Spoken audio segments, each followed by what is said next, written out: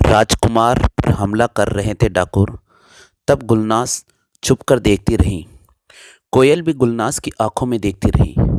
गुलनास को लगा कि शायद अब हमें राजकुमार शहजादे की मदद करनी चाहिए, लेकिन आखिरकार मदद करे तो कैसे करे, क्योंकि डाकुओं के हाथ में तलवारें थीं।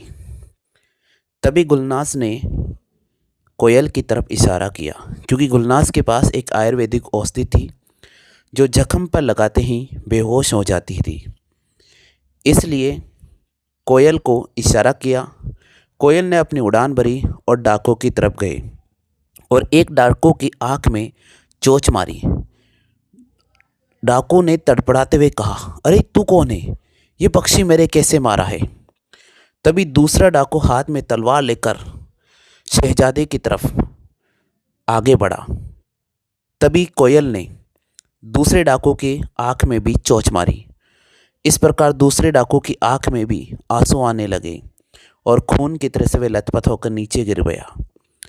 तभी वापस अगले डाकू उठा और शहजादे पर तलवार से हमला करने की कोशिश की, लेकिन अब की बार क्या हुआ? तभी जैसे वो हमले करने की कोशिश करने लगा, कोयल ने वापस उस पर प्रहार किया और बहुत तीव्र गति से उसके सिर पर प्रहार किया। इस प्रकार उसको भी घायल कर दिया। लेकिन डाकू कहाँ मानने वाले थे। डाकू शहजादे को मारना चाहते थे, इसलिए डाकू तुरंत खड़े हुए। एक कोयल डाकुओं से लड़ती रही।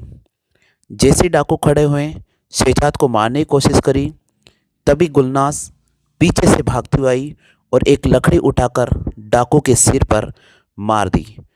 गुलनास का पीछे से वार करना और डाकू अचेत अवस्था में नीचे गिर गया था। गुलनास के पास वो बेहोशी की दवा थी। गुलनास ने तेजी से बेहोशी की दवा उस डाकू के हाथ पर लगा दी। अरे तू कौन है? और ऐसे कहते हुए वो डाकू नीचे गिर गया और बेहोश हो गया। तभी गुलनास ने वापस लकड़ी का लकड़ा उठाया और दूसरे डाकू के कमर पर मारी। दूसरा डाकू भी नीचे गिर गया और उस पर भी बेहोशी की दवा छिड़क दी। फिर गुलनास ने शहजादे राजकुमार को उठाया।